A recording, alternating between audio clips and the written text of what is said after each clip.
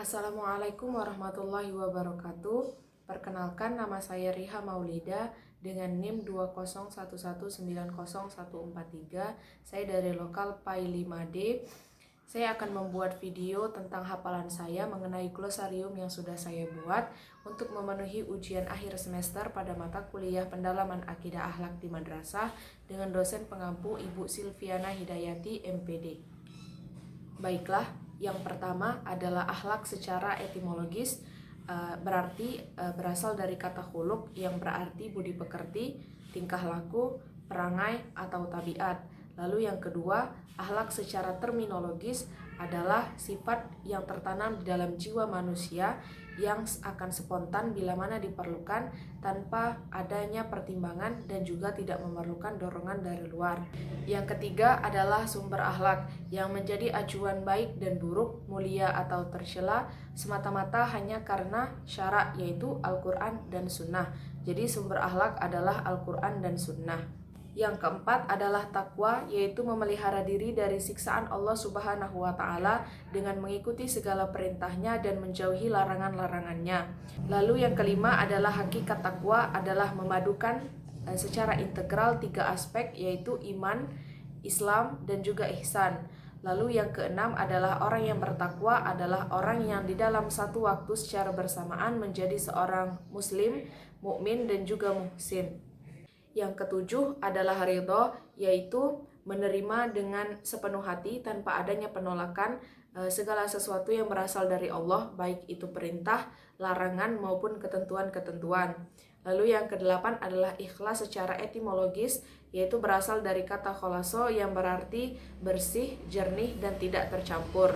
Yang kesembilan adalah ikhlas secara terminologis, yaitu adalah beramal hanya semata-mata mengharapkan ridha Allah Subhanahu wa Ta'ala. Lalu yang ke-10 adalah riya, yaitu adalah mengerjakan amal kebaikan untuk memperlihatkannya kepada orang lain, tidak mengharapkan ridha Allah melainkan mengharapkan pujian dari orang lain. Yang ke-11 adalah tawakal, yaitu membebaskan hati dari segala ketergantungan kepada selain Allah dan menyerahkan segala sesuatunya hanya kepada Allah Subhanahu wa Ta'ala. Yang ke-12 adalah ikhtiar, yaitu bentuk kerja keras dan usaha yang sungguh-sungguh. Yang ke-13 adalah muraqabah secara etimologis, yaitu berasal dari kata raqabah yang berarti menjaga, mengawal, mengamati, dan juga mengawas. Lalu yang ke-14 adalah muraqabah secara terminologis, yaitu berarti kesadaran seseorang muslim bahwa dia selalu dalam pengawasan Allah Subhanahu wa Ta'ala. Yang ke-15 adalah syukur, yaitu memuji kepada yang memberikan nikmat atas segala kebaikannya yang berkaitan dengan hati, lisan, dan juga anggota badan. Yang ke-16 adalah taubat yang berasal dari kata taba, berarti kembali. Yang ke-17 adalah orang yang bertaubat adalah orang yang kembali dari sesuatu yang buruk atau sesuatu kemaksiatan kepada sesuatu yang baik. Lalu yang ke-18 adalah kemaksiatan, yaitu adalah segala hal yang melanggar aturan syariat Islam. Lalu yang ke-19 adalah sidik, yaitu benar atau jujur dalam keadaan lahir dan batin. Yang ke-20 adalah kazib, yaitu lawan kata dari sidik yang berarti dusta atau berbohong.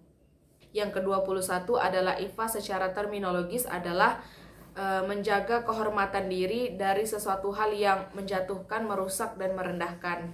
Yang ke-22 adalah tawadu yang berarti rendah hati, tidak menganggap dirinya lebih dari orang lain. Yang ke-23 adalah takabur, yaitu lawan kata dari tawadu yang berarti sombong, menganggap dirinya lebih dan meremehkan orang lain. Yang ke-24 adalah al-haya atau sifat malu, yaitu rasa keengganan untuk melakukan sesuatu hal yang rendah ataupun tidak baik. Lalu yang ke-25 adalah sabar secara etimologi yang berarti menahan dan mengekang.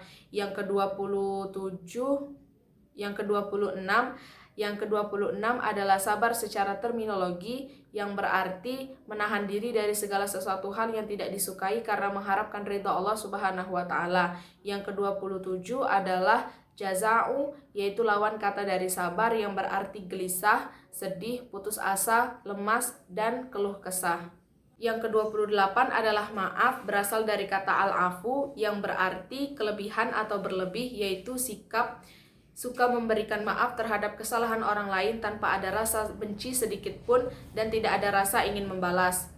Yang ke-29 adalah lapang dada, berasal dari kata as-sofu yang berarti lapang atau luas, yaitu menukar lembaran yang salah dengan lembaran yang baru tanpa noda sedikit pun. Yang ke-30 adalah dendam, lawan kata dari maaf, yang berarti menahan rasa permusuhan di dalam hati dan menunggu kesempatan untuk membalasnya. Yang ke-31 adalah birrul walidain, yaitu berbuat kebajikan terhadap kedua orang tua, ibu dan bapak.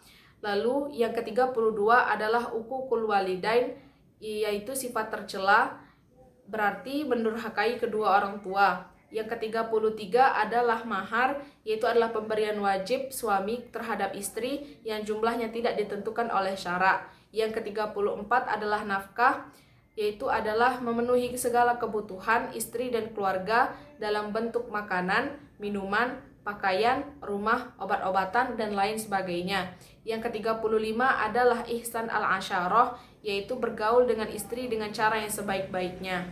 Yang ke-36 adalah silaturahim, hubungan baik dan penuh kasih sayang antara karib kerabat dan juga anggota masyarakat. Yang ke-37 adalah qati'ah ar-rahim, yaitu adalah orang-orang yang memutuskan tali silaturahim. Yang ke-38 adalah jaizah sehari semalam, yaitu adalah menjamu tamu pada hari pertama dengan hal yang istimewa, yaitu hidangan yang tidak biasa dimakan oleh tuan rumah sehari-hari, dan pada hari kedua dan hari ketiga dijamu dengan hidangan yang biasa dimakan oleh tuan rumah sehari-hari.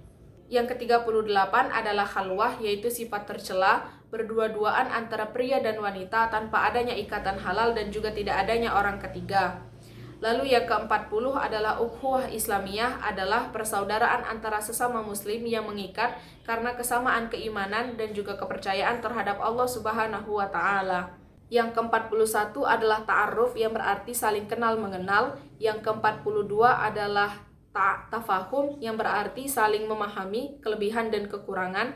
Yang ke-43 adalah ta'awun, yaitu saling tolong-menolong. Yang ke-44 adalah takaful, yang saling memberikan jaminan pertolongan. Yang ke-45 adalah adil, yang berasal dari kata al-adl, yang berarti sama, seimbang, tidak berat sebelah, dan tidak memihak. Yang ke-46 adalah ma'ruf, yaitu segala sesuatu yang diterima oleh akal sehat dan hati nurani, yang dianggap baik dan diperintahkan oleh syarak. Yang ke-47 adalah mungkar, yang berarti apa-apa yang tidak diterima oleh akal sehat dan hati nurani, dianggap buruk dan dilarang oleh syarak.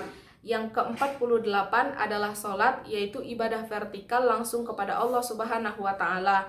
Yang ke-49 adalah zakat, yaitu ibadah mahdhoh yang bersimbolkan kesucian dan kepedulian sosial. Yang ke-50 adalah wali, yaitu berarti pemimpin umat. Dan yang ke-51 adalah ulil amri, yaitu adalah penerus kepemimpinan Rasulullah SAW setelah Rasulullah wafat.